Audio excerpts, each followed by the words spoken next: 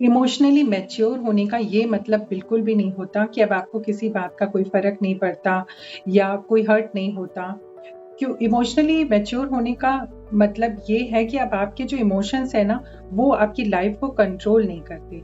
और अगर आप भी इमोशनली मैच्योर हैं या हो रहे हैं, तो आपको ये 3 साइंस के ऊपर ध्यान देना चाहिए। पहला साइन ये है कि अब आपने दूसरों की बातों पर रिएक्ट करना छोड़ दिया है और आपको पता चल गया है कि कौन सी बात आपके लिए इम्पोर्टेंट है, कौन सी नहीं।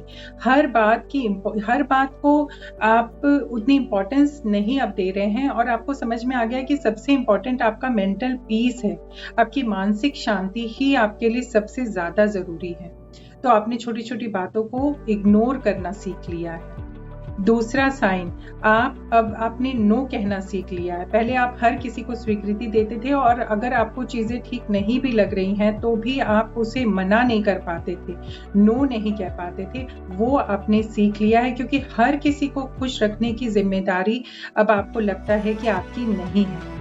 तो ये चीज़ आप समझ चुके हैं कि आपकी खुशी आपके लिए सबसे ज़्यादा इम्पोर्टेंट। और तीसरा साइन, अब आप हर समय हर किसी का मतलब आपको किसी के अप्रूवल की ज़रूरत नहीं है। आप अपनी फीलिंग्स की रिस्पॉन्सिबिलिटी खुद से लेना सीख गए हैं।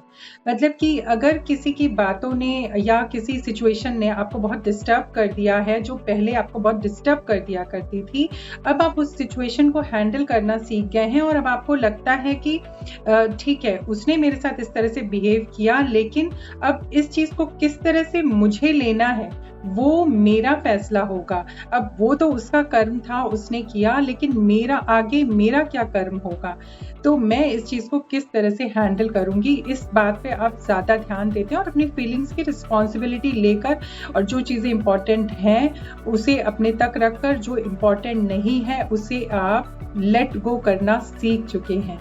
अगर ये 3 साइंस आपको दिखाई दे रहे हैं खुद में, तो ज़रूर आप इमोशनली मैच्योर हो चुके हैं। और आप अगर इन तीनों साइंस में भी आपको कुछ दिखाई देता है ना, तो आप कमेंट करके ज़रूर बताइए। और ये भी हो सकता है कि आप इससे ज़्यादा, जितना आपको लग रहा हो ना कि आप मेंटली स्ट्रॉन्ग हो चुके हैं, उससे ज़्यादा मेंटली स्ट्रॉन्ग आप हो चुके हों। आप नोटिस करिएगा अपने बिहेवियर में। Thank you so much. मिलती हूँ नेक्स्ट वीडियो में।